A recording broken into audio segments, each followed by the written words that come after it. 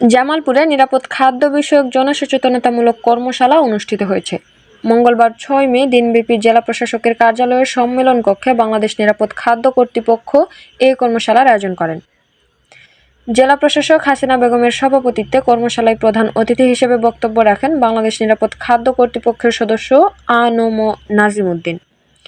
এছাড়াও civil surgeon doctor Mohammad Azizul Haque, অতিরিক্ত police super Yahya Al Mamun, কৃষি সম্প্রসারণ অধিদপ্তরের উপপরিচালক জাকিয়া সুলতানা, নিরাপদ খাদ্য কর্তৃপক্ষের কনসালটেন্ট আইয়ুব, জামালপুর জেলা প্রেস ক্লাবের যুগ্ম সাধারণ সম্পাদক ও জামালপুর লাইভ.com-এর নির্বাহী সম্পাদক আসমাউল আসিফ সহ অন্যান্যরা বক্তব্য রাখেন।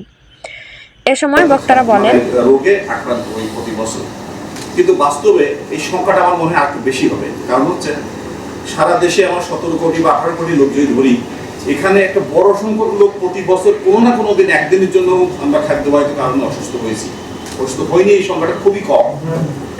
আর আজকে যে মানুষ প্রতি বছর মারা যায়, একটা সময় ছিল যে আমার কমিউনিকেবল ডিজিজে মারা যায় সংক্রামক রোগে, বাট এখনকার দিনে কি হয়েছে, এখন উল্টা ঘটনা ঘটে গেছে। এখন নন কমিউনিকেবল ডিজিজে সবচেয়ে বেশি মানুষ মারা যাচ্ছে।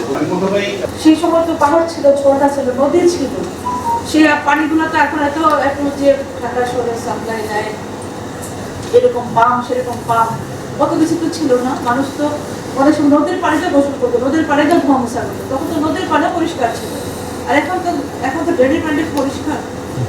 আপনার বাসায় যে বছর 20 বছর একটা ট্রেন দিয়ে যে পানি আসে, এই ট্রেনটা কে কয়বার পরিষ্কার করে? এখানে অনেক জীবাণু নাইটার ইস্যু দেয়। এই পানিটা কি যথেষ্ট পরিমাণে ক্ষতিগ্রস্ত, আমাদেরকে ক্ষতিগ্রস্ত করছে না? আপনি দেখেন মানুষ বলছে যদি একটু নিরাপদ পানি পান করেন তাহলে আপনি রোগ বালাই অনেকটাই কমে যাবে। পাহাড়ের কাছে ঝর্ণার পানি পান করলে কোনো রোগ বালাই হয় না, কিন্তু আপনি এত সাপ্লাই পানি খেতে খেতে এতগুলো কেমিক্যাল কোন খাবারের মধ্যে কেমিক্যাল, এরপর এত যে প্রিজার্ভেশন, এত যে প্রসেসিং, এত প্রিজার্ভেশনের কি দরকার ছিল? এখন 5 তলা 10 তলা বাড়ি আছে, নিশ্চয়ই পানিতে উঠাতে পারবে, পানি আপনার পাইপ লাগবে। আবার আপনার প্রিজার্ভেশন বলতে আপনি প্রতিদিন বাজার করতে যান না। আমাদের বাপ মারা, আমাদের দাদারা নানারা প্রতিদিনকার খাবার নিয়ে প্রতিদিন খেতেন, জমি থেকে নিয়ে এসে এগুলো রান্না করতেন, বরং গ্রামের হাট থেকে নিয়ে এসে রান্না করে খেয়ে ফেলতেন। এখন কি এটা আমরা করি? খাদ্যে ক্ষতিকর রং মেশানো, ফলে রাসায়নিক ব্যবহার সহ অনিরাপদ খাদ্য মানুষের স্বাস্থ্যের জন্য মারাত্মক হুমকি। স্বাস্থ্যকর খাদ্য পরিবেশনে খাদ্যপণ্য ব্যবসায়ী, হোটেল ও বেকারি মালিকদের সচেতন করতে হবে। নিয়মিত অভিযান পরিচালনা ও ল্যাবে খাদ্যপণ্য পরীক্ষার আহ্বান জানান বক্তারা। খাদ্য কর্তৃপক্ষের যে অভিযান আমরা যেটা প্রত্যাশা করেছিলাম, কিন্তু যাওয়ার পর আবার সেভাবে কোনো অভিযান আমরা দেখি না।